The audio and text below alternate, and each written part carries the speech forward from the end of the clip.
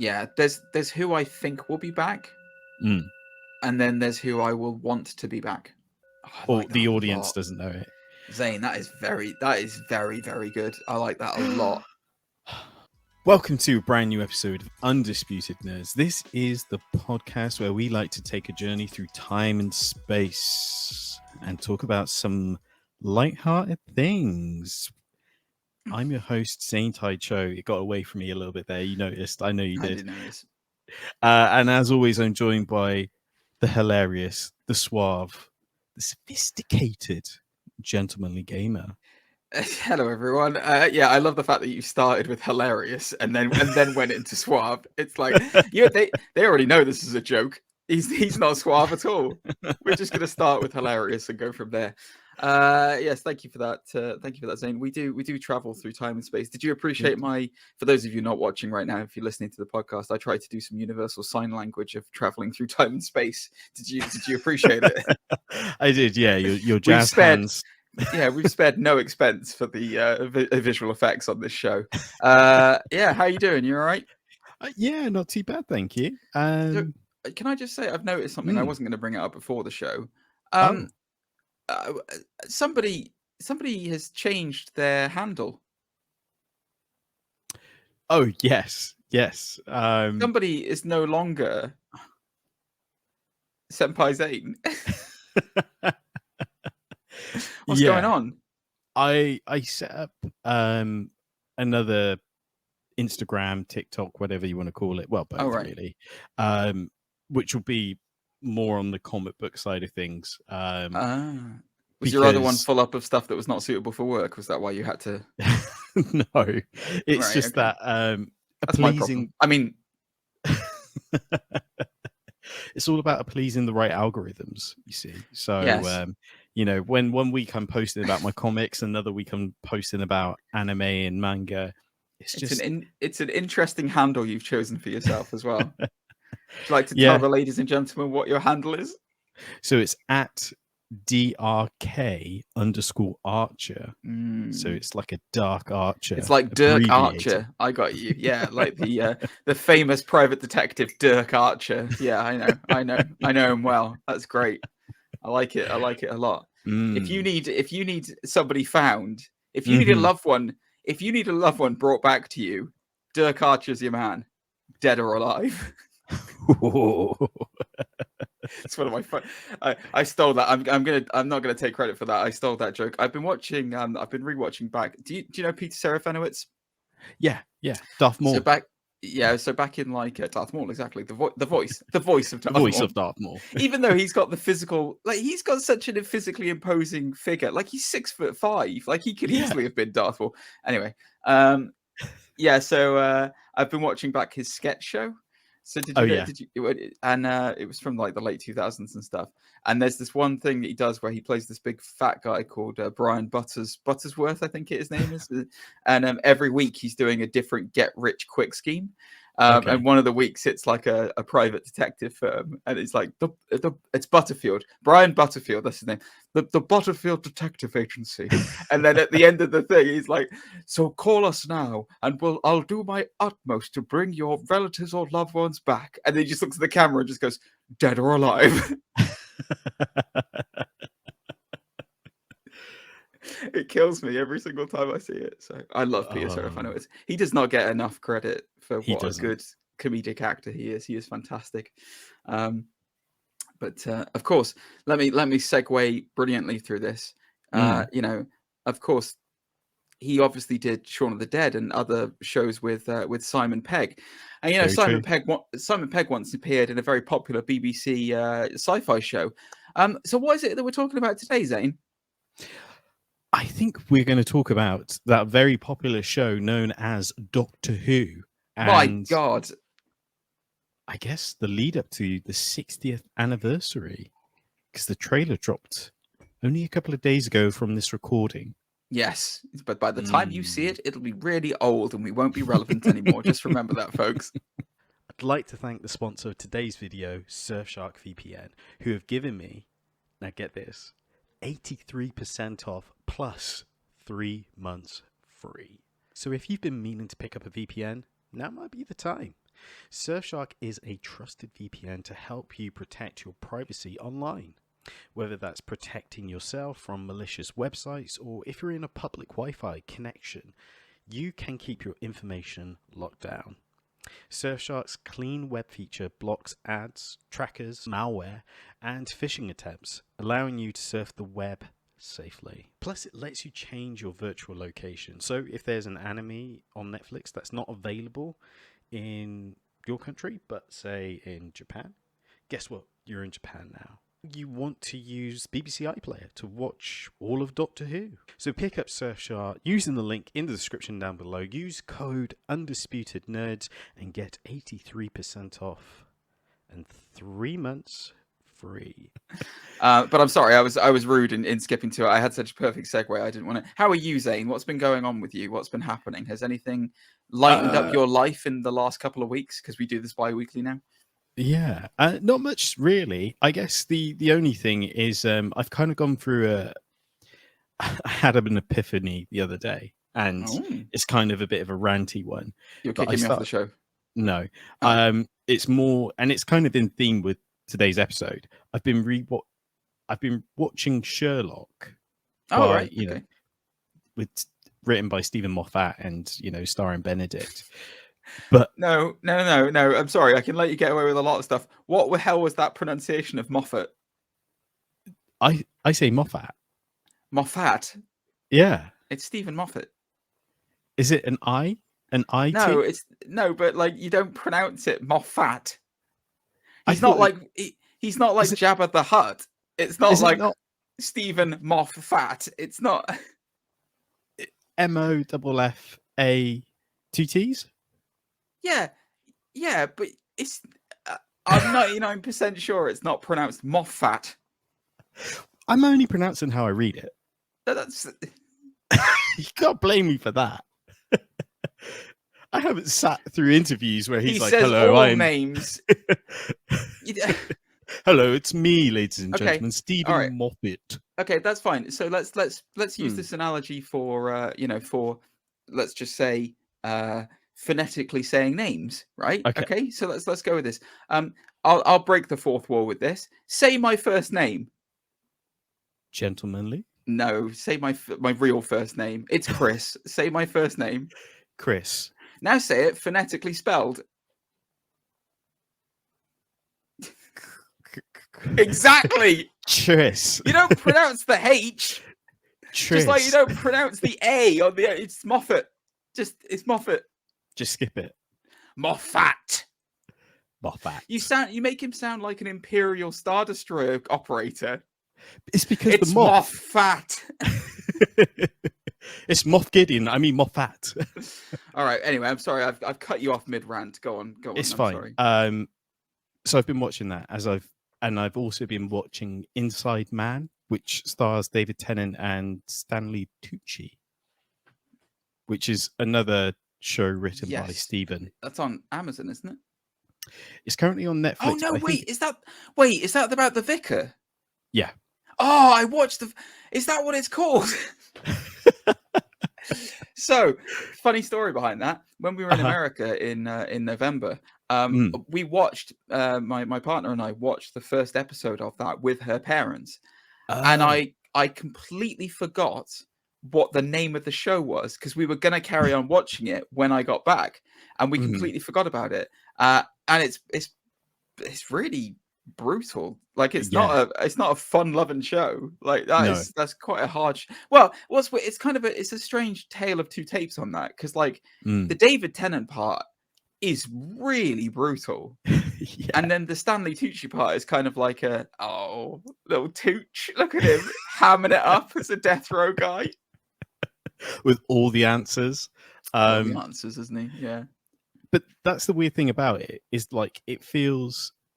I almost feel like I'm seeing through the glass, if you know what I mean. Like I could see his writing methods when it comes to these sort of shows. Yeah. Like the detective work and stuff. It feels like there's a formula, and it's. Yeah, Moffat definitely has a very clear pattern in the way that he writes things. It was the same. I don't know whether you ever saw it, but it was back in like 2006 or 7 or something like that. There was a show called Jekyll, where he modernized Jekyll and Hyde. With I want to say John Hannah, but it's not John Hannah. It's James Nesbitt was the lead in that. And it was good. The thing about Moffat, right? Because I'm rewatching Matt Smith. I've cut off your rant again, haven't I? No, go on. No, you're on track. The thing about Moffat that drives me a bit nuts is that it's the same. It's kind of similar with Russell T Davies in a way. They're very good at asking questions and then kind of poo at answering them.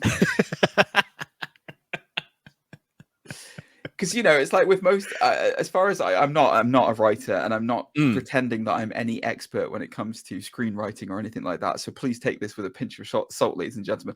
But in most of the things that I've watched and experienced, it's you come up with the end first and then work your way backwards, right? And it doesn't feel like Moffat writes that way very often. It normally feels like he goes, oh, this will be a really interesting thing to start the show. Oh, I've got to finish it now. Oh, that's awkward. How do I get here? Oh. All right, well, yeah, because like a good example of that was I was rewatching Matt Smith's season 2 of Doctor Who. I think I talked about this a couple of weeks ago because the High Evolutionary's in it, but it's the first 2 episodes with the silence, and the whole premise behind the silence is, when you see the villains, when you look away from them, you forget.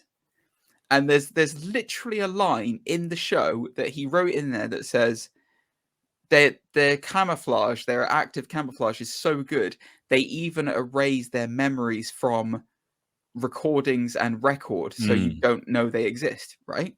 I'm like, okay, good. That's interesting. And then the way that he beats them is by having a subliminal recording of the silence implanted into the moon landing that makes humans kill them on sight. And I'm like, but didn't you just say they erase recordings because of the way? Moffat. Yeah. See, Moffat's what I say when I'm angry at him. Moffat. Yeah, it is a bit like that. It's the same with the Reichenbach Falls, I think, in series 2 of Sherlock, where Moriarty dies. Oh, sorry, Sherlock dies, and then they have to go, oh, he's not really. Oh, how are we getting out of this? And to this day, I still don't remember how he does it. They just kind of like MacGuffin it and go, "Ah, yeah, he just fell into the back of a lorry, didn't he, or something?" Skip or something. Yeah. That is a classic. Let's write ourselves out of this corner trope. For me, Sherlock was it's funny you bring up Sherlock. That was the epitome of a brilliant show until the end of series 2. And then after series 2, when Moriarty kills himself for no reason, that for me is okay. It was ridiculous. Like Andy, what's his name? Is it Andy Scott? Adam Scott? Something Scott. Whoever plays Moriarty. Oh right, yeah. It is one of the best things about that show, and killing him off, and then clearly making the mistake of killing him off, because then you have to find ways to try and bring him back every season in video recordings or whatever. Yeah, it just didn't work for me. It just didn't work for me. But I kind of like the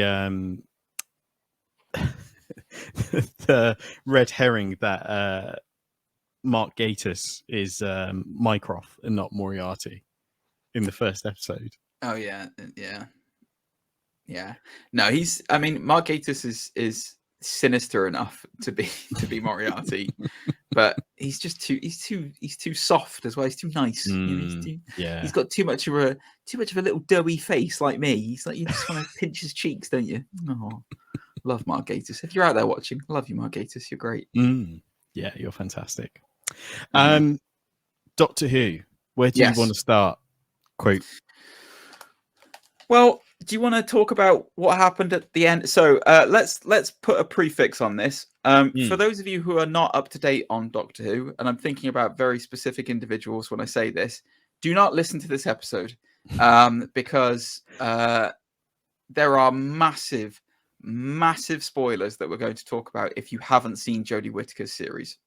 So if you have not seen the end of the last series, if you don't know what's happened in Doctor Who, if you have no clue what the last episode was and you want to know, or if you don't mind hearing about it, then stick with us. But if you don't want to know any of it, huge spoilers, huge speculation spoilers for this next string of specials that are coming up. Mm-hmm. So now we got that out of the way. Would you like to tell us what happens at the end of Jodie Whittaker's series when she regenerated? Oh God, the episode was a mess. So sorry, that episode? You mean that entire run? My memory's fragmented. So I remember there was a Rasputin master. There was loads of Rah, rah, Rasputin. Yes, that one.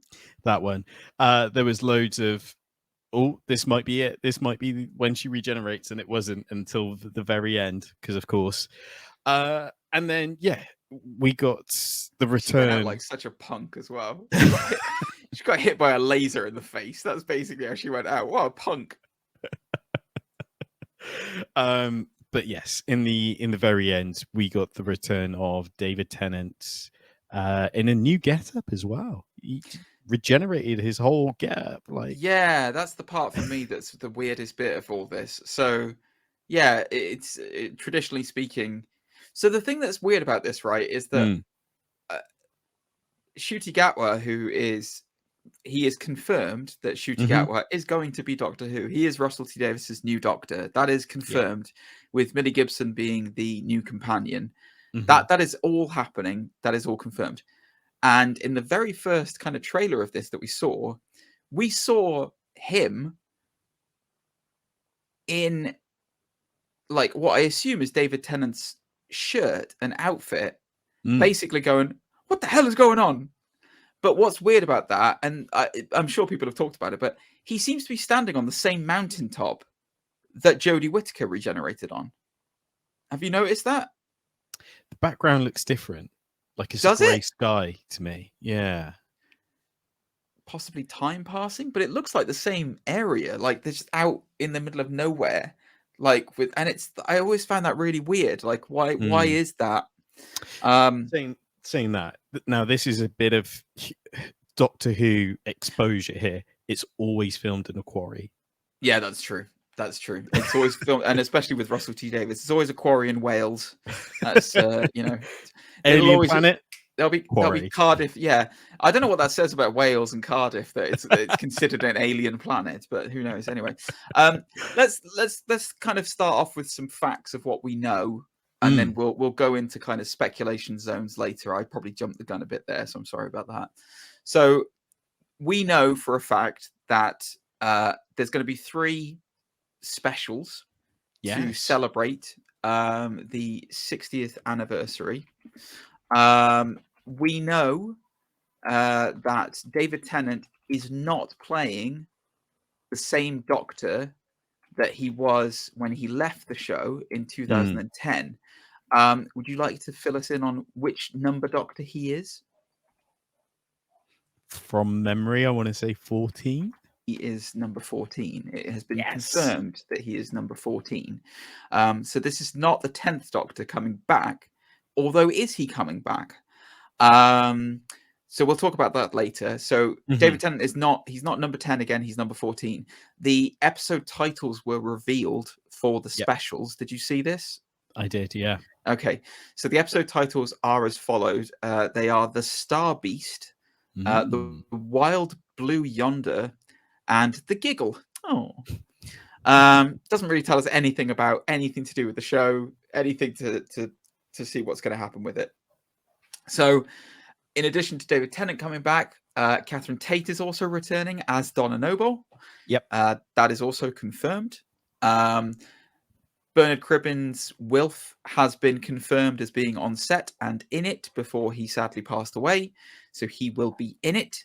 Donna Noble's family and husband, they will all be in it. They have been seen on set. They are confirmed to be in it.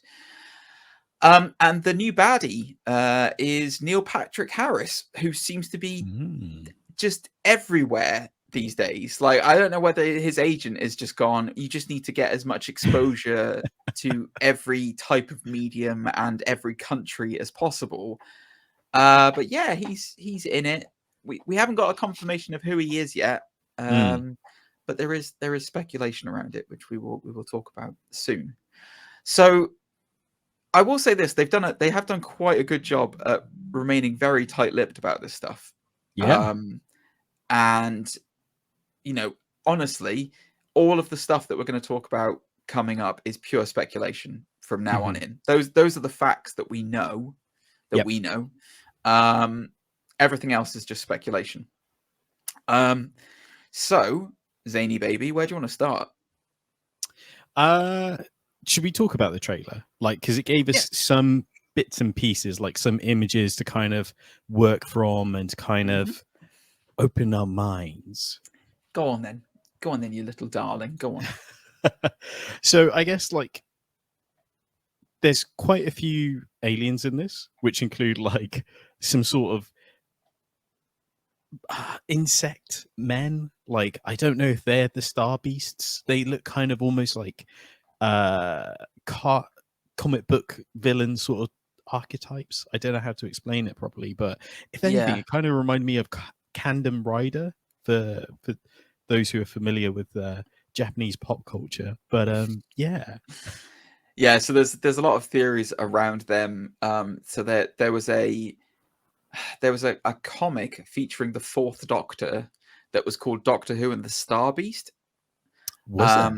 Yes, and in that there was a species called the Wrath Warriors. It's WRARTH, Wrath Warriors.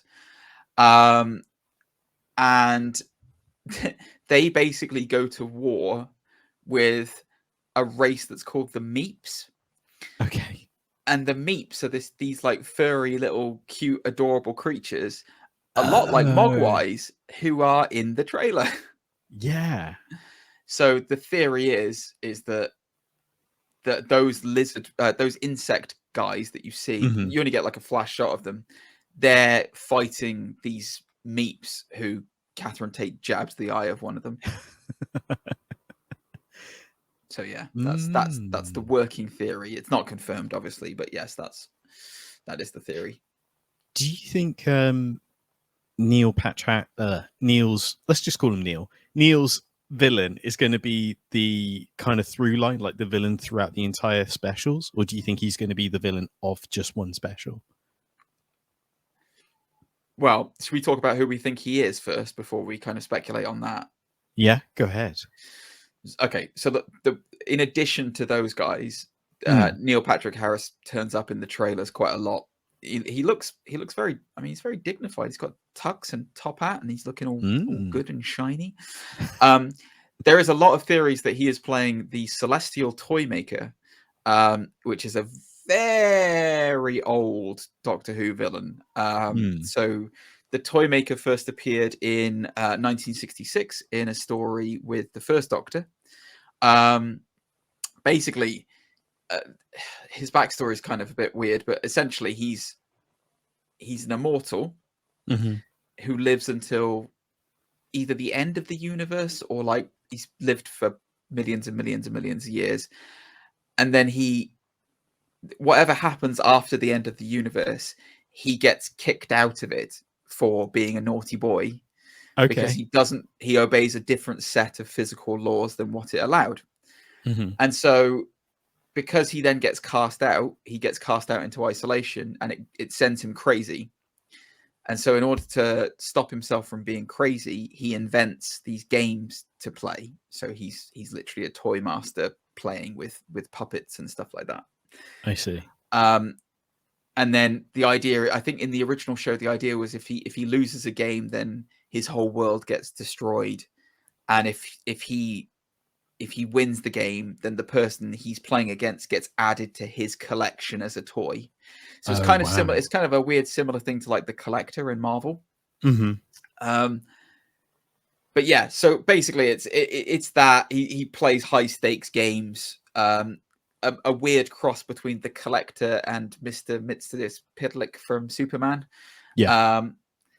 And so the first Doctor encounters him and has a bit of a run through.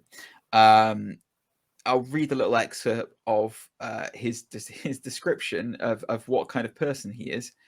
He is a being of great power. He effortlessly makes the Doctor invisible for a while in the 1966 episode called The Celestial Toymaker. He's manipulative, turns people into his playthings. He uses his enormous power for self-satisfaction and bullying. Wow. There you go. So basically, yeah, he puts them into unwinnable positions is the idea behind it. Like he's a manipulator, he's a master manipulator, and he has all this power to do it. So yeah, he's kind of a.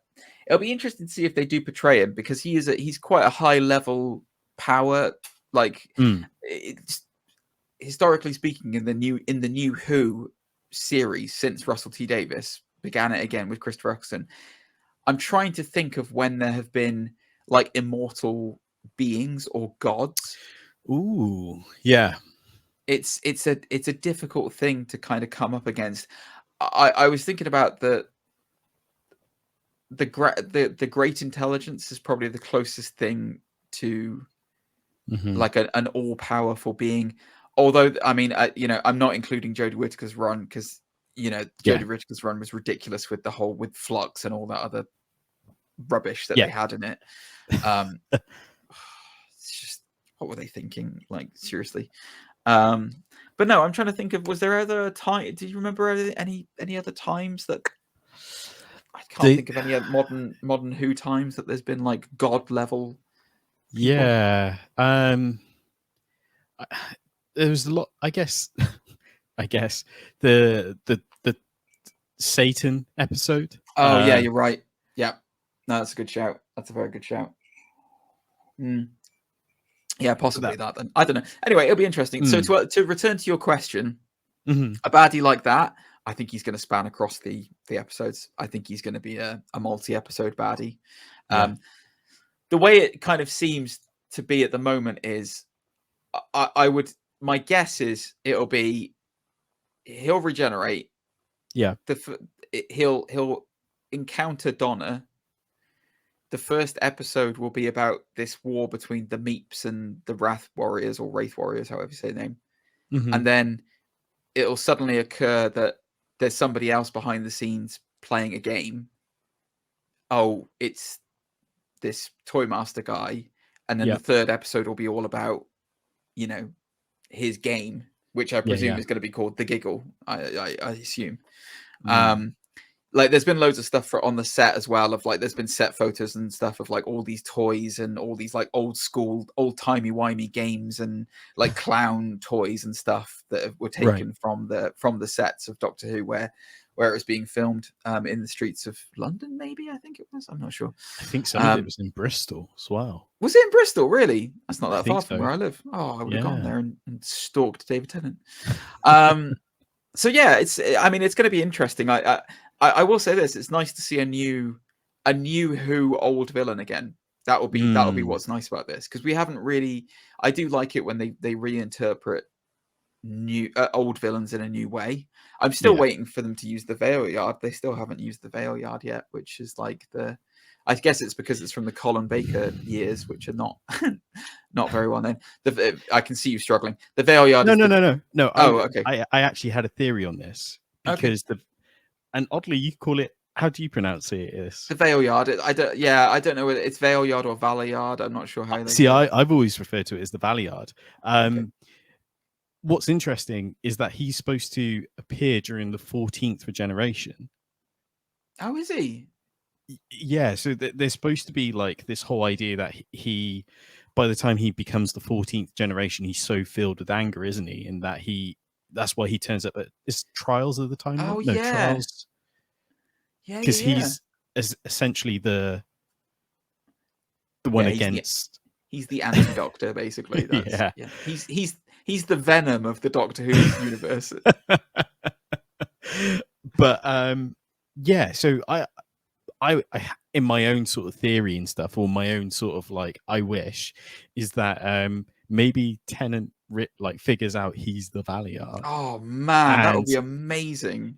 And is it Nucci Gatwa? Shooty Gatwa. Thank you. Shooty Gatwa is Gucci is something else. Gucci Gang. Mm. It is like the good Doctor. Yeah, Shooty's what it. Yeah, almost like that is split, and that's why they're both wearing same clothes and outfits. That is a fascinating theory. I like that theory a lot. That's very cool. That is a very cool idea. Yeah, I like that a lot. I hope that's the case. That would be amazing. That would be amazing. That'd be pretty cool. Because then you could use David Tennant again. Yeah. Because he could come back as the Valiard or the Valeyard or however you want to say it. That would be fantastic. Yes, that would be great. To quote Christopher Eccleston, fantastic. Of course, he's who they really should bring back as the Valiard, because there's no man who's more filled with rage than Christopher Eccleston.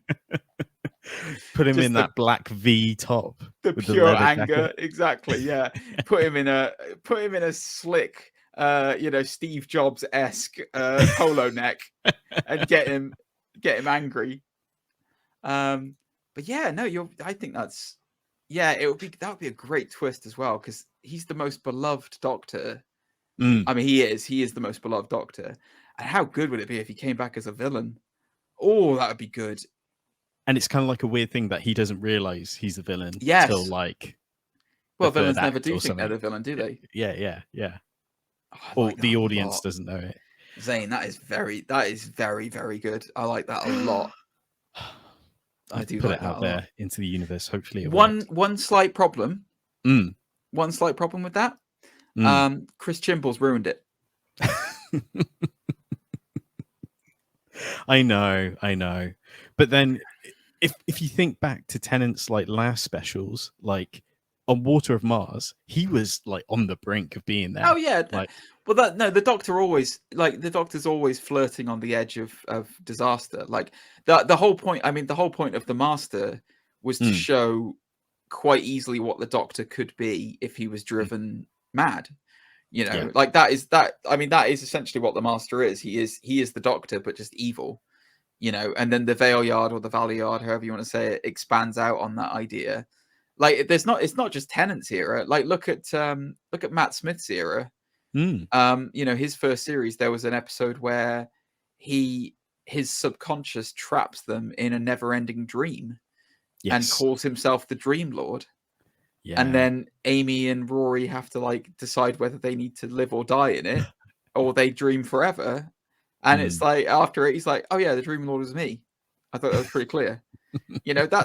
He's terrifying. He's got all the power to end the world. But you've brought up a very interesting thing there with the mentioning the previous specials. So obviously, whilst we're talking about this, we can't forget that not only are these the return of Russell T Davies and David Tennant and Donna Noble, it's the 60th anniversary of this show. Yes. Historically speaking, on the 60th, not on the 60th, but on the specials, on the big anniversary specials, we see multiple Doctors returning. Most famously, the last 50th, we had David Tennant come back with Matt Smith, and we had John Hurt in it as well. So this is a big one, and T. Davis is back. Do we want to speculate? Well, we'll do two speculations. First of all, we'll speculate on how Donna's coming back.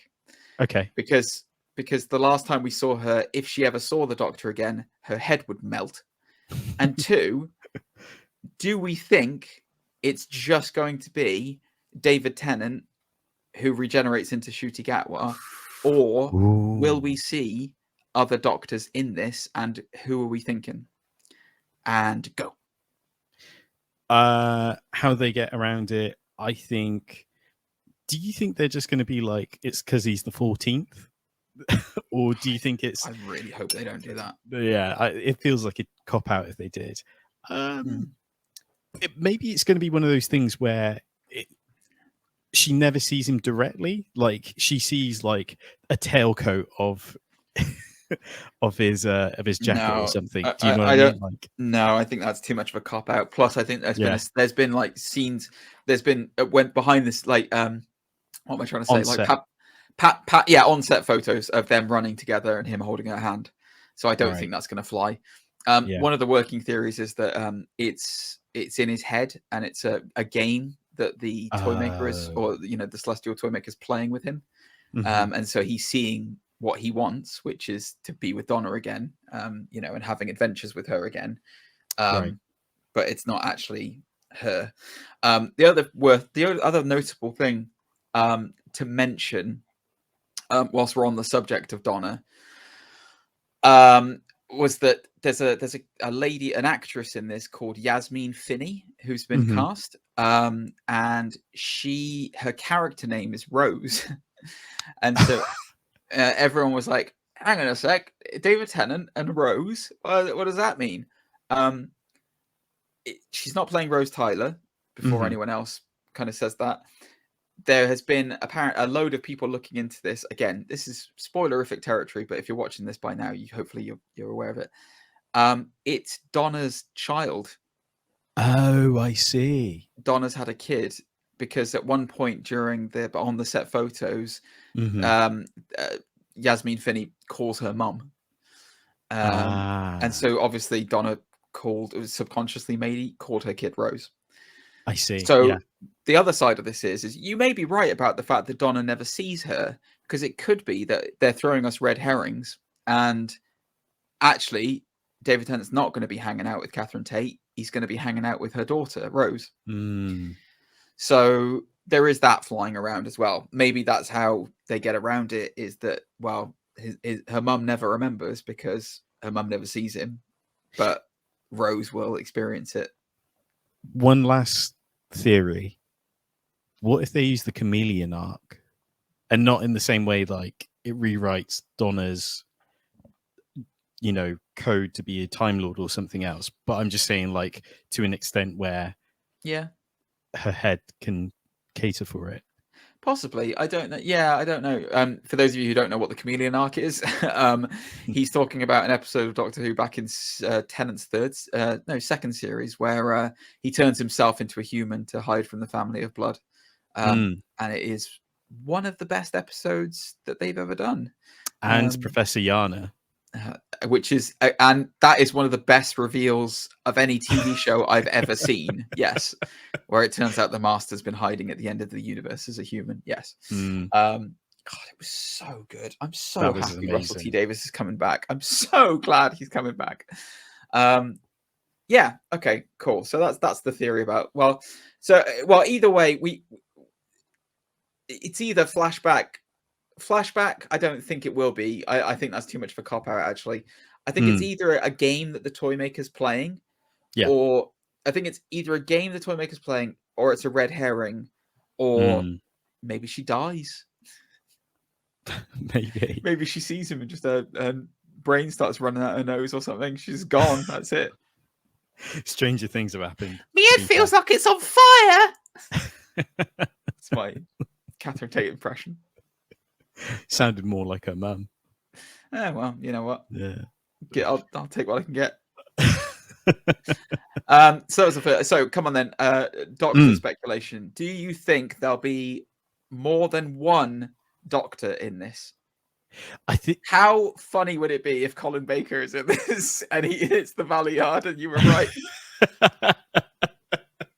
No.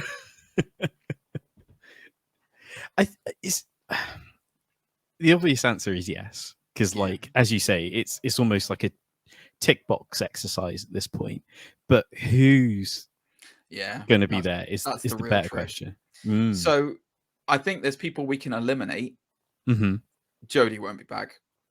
it's too soon after her regeneration. They won't bring her back after. Yeah, they're not going to bring her back after just killing her off. They're not going to do that. It's plus, it's like, remember, it's like they want to have a. Then again, they did do that with. Well, actually, that's not true. Let me rewind those thoughts that went through my head very quickly.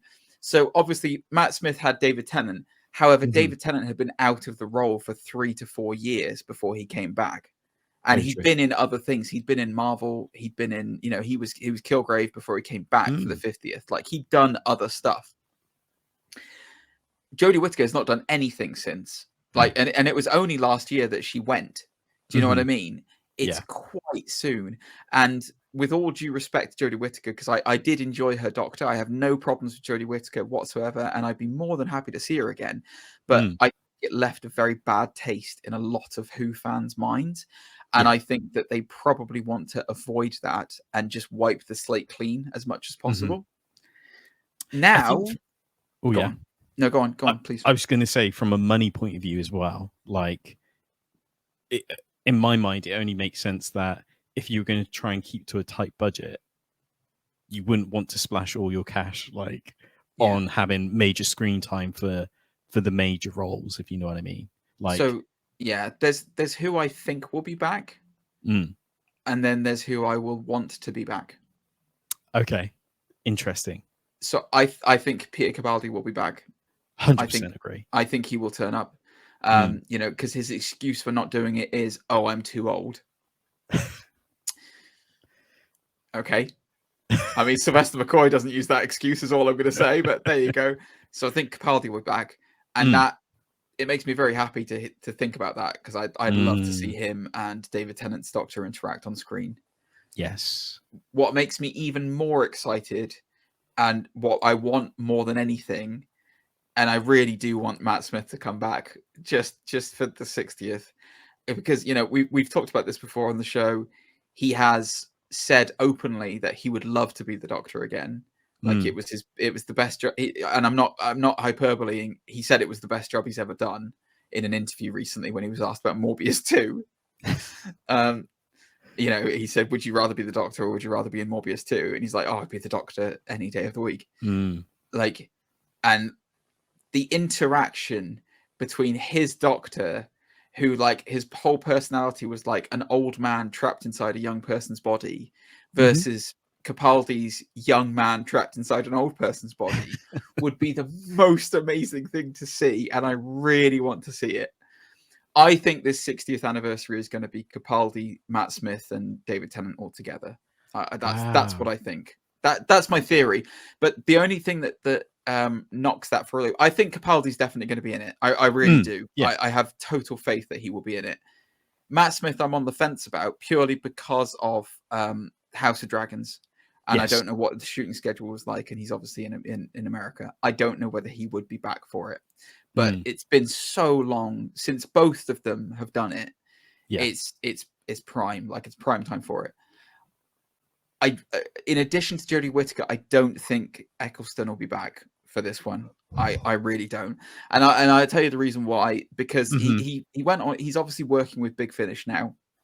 So for those who don't know, Big Finish is the audio books that they do of Doctor Who, where they kind of fill in missing adventures between episodes of Doctor Who, where, the Doctor has all these adventures with his apprentices, with his, companions, but we never really see them. So Chris Eccleston, he had a massive falling out, a huge falling out with the producers of Doctor Who.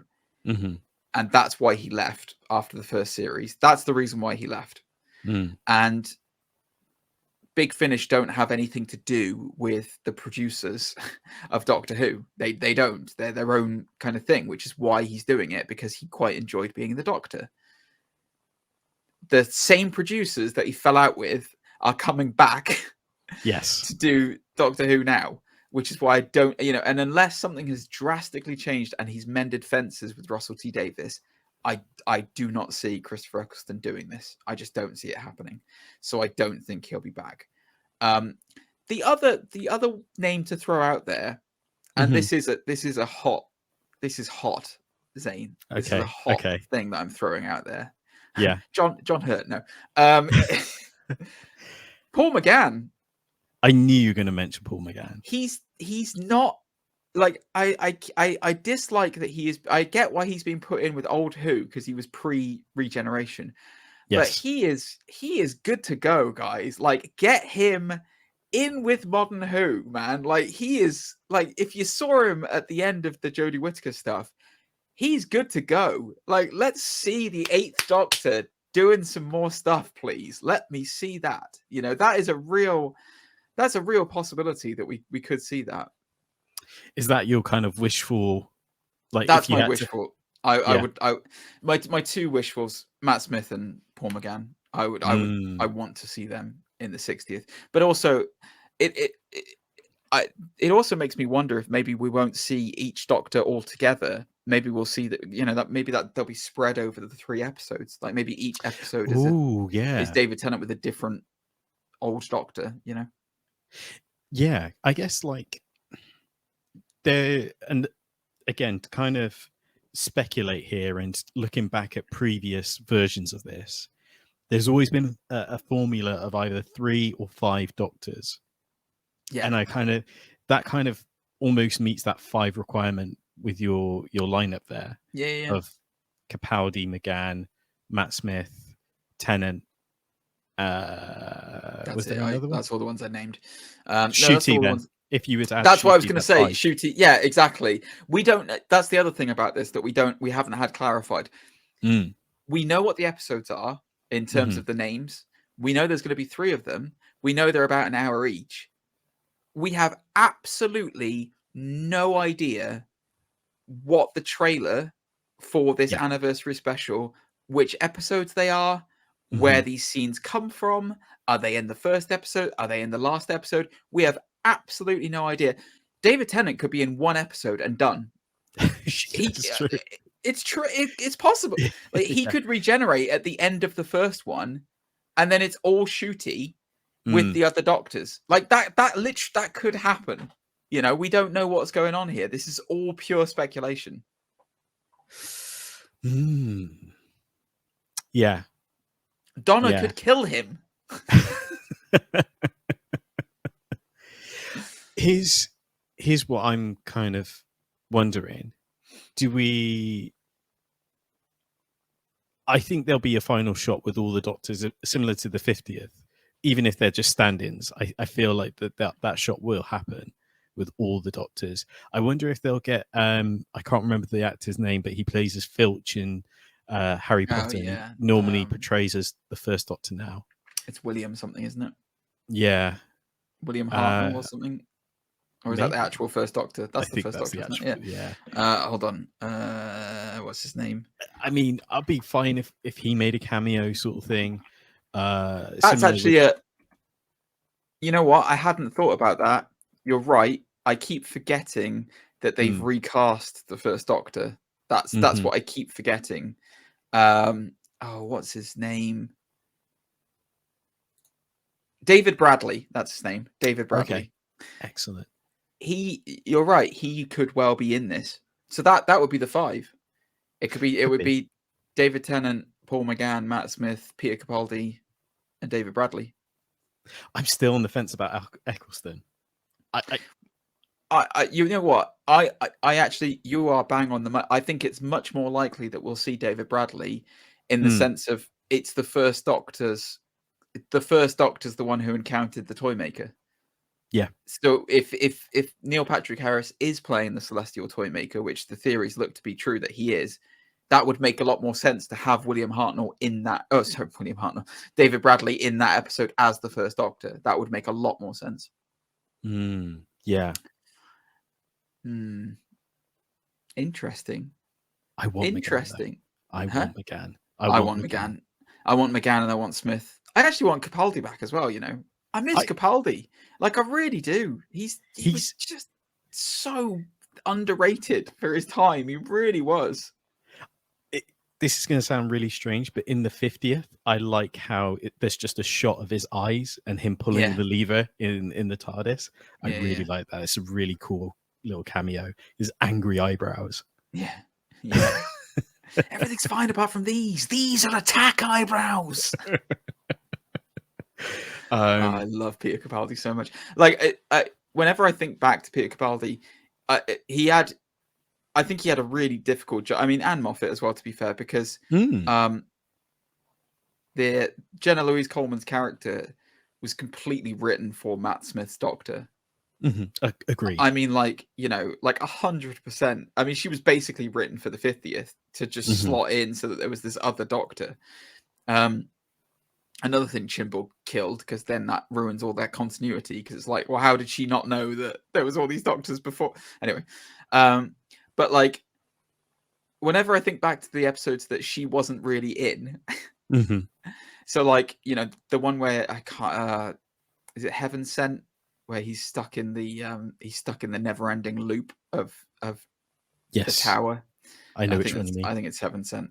That is the finest episode that he's ever done. And then his whole series with Bill, where the companion was written for that Doctor, was fantastic. Like, it was really so good. Like, not enough people appreciate it, because people started to wane off after the fact that, like, it was a bit shonky with what is the character's name? What's her name? I keep saying Souffle Girl in my head. What was Jenna Coleman's? Oswald. Clara, that's what her name Clara was. Oswald. Oh my god. Yeah, that's it. Yeah. That Clara was just written for Matt Smith. So like, it was this weird relationship with the two of them. But he had so many good moments, Capaldi did, as the Doctor. Even Missy as well was a great like enemy in that. Well, that's a great point, actually, because do you think we'll have an array of masters in this? No. John Sim? No. No? I think the master's done for a while. I think the master has been used up for a little bit. I think Jokerized. Yes, I think I personally was.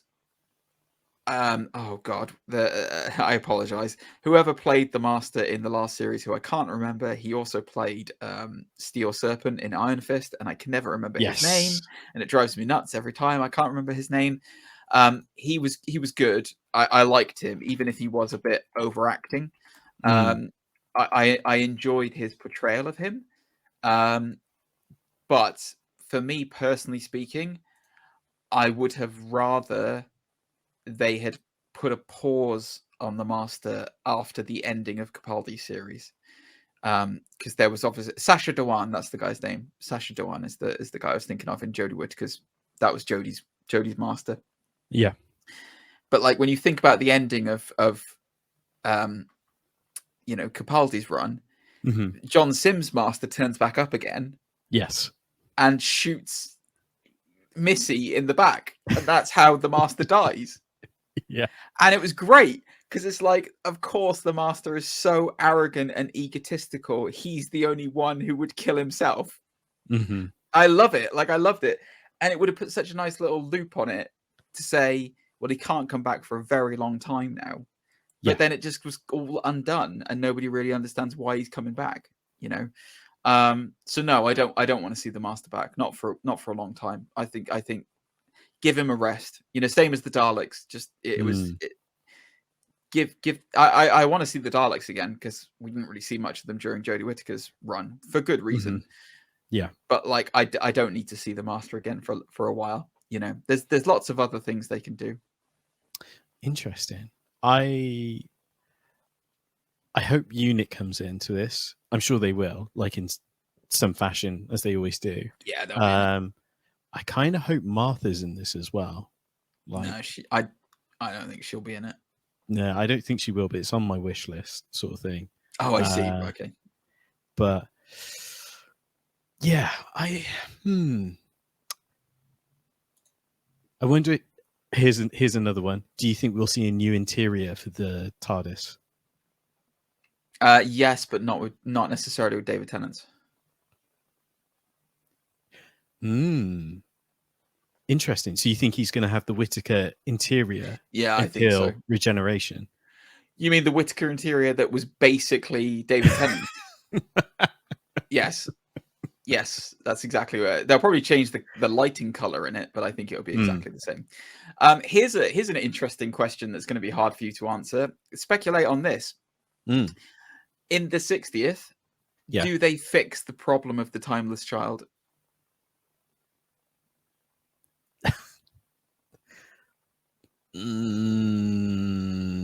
Well, it's a retcon to fix a retcon, right? Here's another crazy theory. Okay. Here's a way that they could retcon it. This is if they do this, this is wild, guys. I don't know whether they're going to do this, but they could. What if the way they retcon this is that since the end of Capaldi's run, when he refuses to regenerate, because he famously had that, like, I'm being stubborn, I'm refusing to regenerate. What if that's the point that he gets put into the Toy Maker's game, and all of it, all of Gallifrey being destroyed, all of the Timeless Child theory, all of this has been part of the game that the Toy Maker has been playing, and it's not actually real. Wow. And they retcon the entire Jodie Whittaker series. So then technically, Ncuti Gat was still number 14. I don't think they're going to do that just for the record. But there you go. Well, guys, that's been our kind of rough speculation and thoughts on what we think is coming up in the 60th anniversary specials of Doctor Who. But we want to hear from you. What do you guys think is going to happen? Are we going to see the craziest thing ever? Are we going to see the ultimate swerve? And it's actually an episode that's focusing all around Colin Baker, Sylvester McCoy, and dare I say Tom Baker? Who knows? It'll be the ancient doctors all together again. The ancient three. Ancient three. The divine three. Do we think this is going to happen? Well, let us know. How can they get in touch with us, Zane? You can email us, nerdsundisputed@gmail.com. Of course, you can follow us on all of our social media. Majority of them are at undisputed_nerds. And of course, all the relevant links will be in the description down below, as always. Yeah, you can find me at Twitch, twitch.tv/gentlemanlygamer. I'm streaming every year, Tuesday and Thursdays. You can also get me on the gram, although I'm not posting very much there at the moment lately because, I just don't like taking pictures. Who takes pictures anymore, right? Who's doing that? Right, Zane, it's been a pleasure. Dirk Archer, it's been a pleasure. The Dirt Archer. That's gonna stick with you. You know that, right? I'm going to call you that from now on. I don't care. His name's Dirk Archer. All right, guys. Well, I don't know whether. It's 2 weeks' time. I think is it Flash time, baby? I think it might be Flashy baby. Oh yeah, we might finally see the grand finale of Ezra Miller. He's gonna choke slam his way out of the universe, and we're gonna love it. My word. Anyways, thanks for listening. He's doing his deals on the way out the door. You know what I mean, Zane? Thanks for listening. Thanks for watching. And He's going to cut this bit. You watch. He's going to cut it. I'm not going to cut it. We shall see you soon. Thanks for listening. Thanks, guys. See you next time. Bye.